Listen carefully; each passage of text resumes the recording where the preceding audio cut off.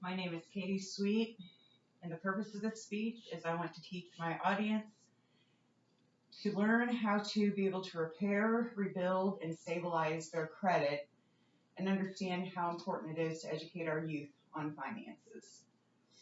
The majority of people do not realize how big of an impact credit has on their lives, on every aspect from renting to owning to having car insurance. Some employers even run credit checks before offering a job. Making sure that our children understand financial responsibility starts at a very young age. So let's talk about areas in your life that might be impacted by credit. Spending. Credit cards are one of the first things people think about when they think about credit. You need to make sure if you have a credit card that your total limit is not more than 30% of your total limit on your card. So if you have a $500 credit card, you should not be spending more than $75 a month. And once you spend that $75, you need to pay it right back off and start over again. Your home. Buying a home is one of the other main things people think of when it comes to credit. When you go in to be financed for a loan, your insurance or your mortgage broker is going to run your credit, and that is going to be the biggest impact on what your rates and your percentages will be for the term of your loan. Insurance is another one. Auto insurance, home insurance, and private health insurance. All of those, your credit's going to be run, and they will base your rates off of your credit score. Obviously, another one is your vehicle. Your credit will determine what type of loan you have, what your rates will be, what your payments will be. It can make a difference in being able to roll your your taxes into your loan or having to pay them out of pocket as well.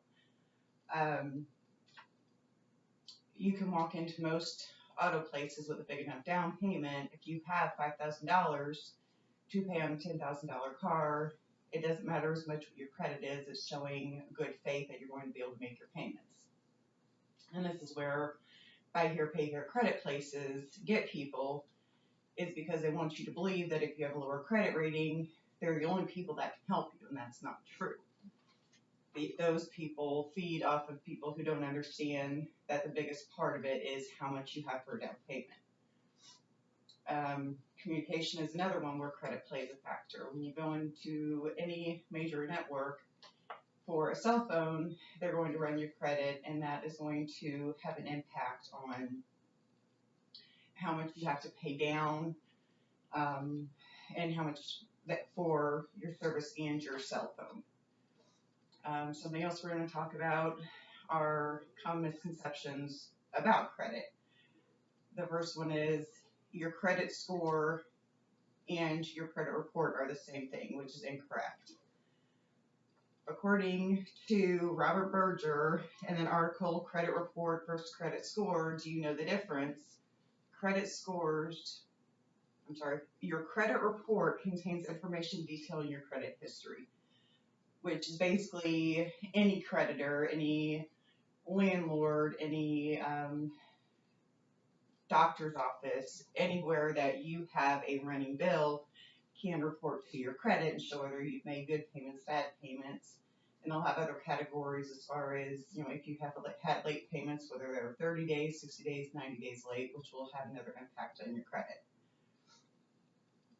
Also, according to Berger, your credit score is the number on your credit score, which is a formula or an algorithm that the different things on your credit scores, as well as your revolving credit, your debt to income ratio, all of that plays into a factor in what your actual number is. Another misconception is that all that matters when you apply for credit is your income and credit score. This is untrue. Your debt to income ratio has a big part of it because your ability to pay If you have medical bills on your credit report and you have past due payments on a car and past due payments on insurance and things like that, that's going to play into your debt to income ratio. So if 75% of your income is tied up into those debts, they're not going to be able to help you with a loan. Another misconception is that credit applications are based off of net income, which is untrue. They are actually based off of gross income. And the difference is your gross income is your income before taxes and other deductions hit. Your net income is your income after all of your taxes and deductions have been taken from it. The last misconception we're going to talk about is that revolving credit is the same as a line of credit. Your revolving credit, which plays a big factor if you don't have much revolving credit on your report and you go in for a home loan, they're going to want to see some revolving credit. And the difference here is if you go to a bank and you get a loan, that's a line of credit. But it does not, you cannot replenish it and have your limit raised, so it is just a line of credit. Revolving credit is a credit card, and it's called revolving because it's constantly moving. You pay it off, it replenishes the amount, and after so long they can raise your limit. It's like a revolving door. According to thebalance.com, there are 10 important things you must know about credit. The first thing, credit is not a substitute for cash, which means that just because you have a credit card with $5,000 on it does not mean that you should go out and spend $5,000. It's there as a tool to help you build your credit and be able to afford more things, not to go out on a spending spree. The second one is having good credit is important.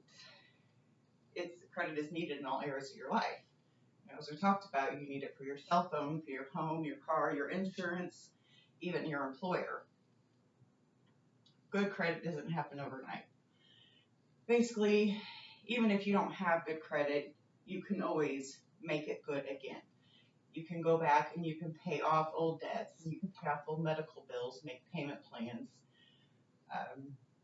Fourth one, there is no one-size-fits-all credit card. And basically what they're telling you is you need to do research when you go to get a credit card. You need to find out if you want it for mileage, if you want it for rewards. Basically find a credit card that fits your life so you will have a good interaction. Debt can happen to anyone, even you. And this goes back to the credit card not being a substitute for cash. It's a good example of this. If you get a credit card in the mail and there's $3,000 on it, but you're only going to have enough money in the bank to pay off $1,000 of it over the next couple weeks, that's really all you should spend. Because if you spend more than you have the ability to pay off and you go over that 30% on your credit card, it's going to ding your credit and it's going to bring it down up to 10 to 20 points. Creditors talk about you behind your back, which is very true. This is your credit report. This is when your lenders and everybody else are coming together and putting stuff on your report. If you've not handled yourself correctly, if you haven't handled your finances, they do talk to each other to make sure others know whether you are reliable and extending credit to. You can find out what they are saying for free. Every consumer has a right to one free credit report per year. Every 12 months you can go out to freecreditreport.com. There's other places, and you can get all three of the major bureau credit reports. You can ask for a lower rate. If you go in for a home loan and you have a decent credit score and they come back to you and tell you they want to give you 5%, you can say, no, I really would prefer 4%. You can work with them on that. It's not a set thing. It's possible to have too many credit cards. And this goes back to that debt to income ratio. If you have 10 credit cards for $500 each, that is not what his debt to income ratio is, not your balance on each one. It is the total of all of them. So if you have 5 of them, $2,500 of that is going to count against your debt to income ratio versus, if you have $5 to $10 on each one of them. So you can't have too many and it can hurt you. And the last one is that closing cards can hurt your credit. While it's possible to have too many, it's also possible to have too little, or yes, too little, because you do need that revolving credit. And my final remark is to beware of bankruptcy. Bankruptcy will show on your credit for up to 10 years, where negative marks will only remain for 7. And when you go back to your credit report and you see things that you need to settle, you can settle for up to or as low as 1/3 of what you actually owe if you ask them for a settlement amount. And they will work with you to make payment plans to help you pay off that credit.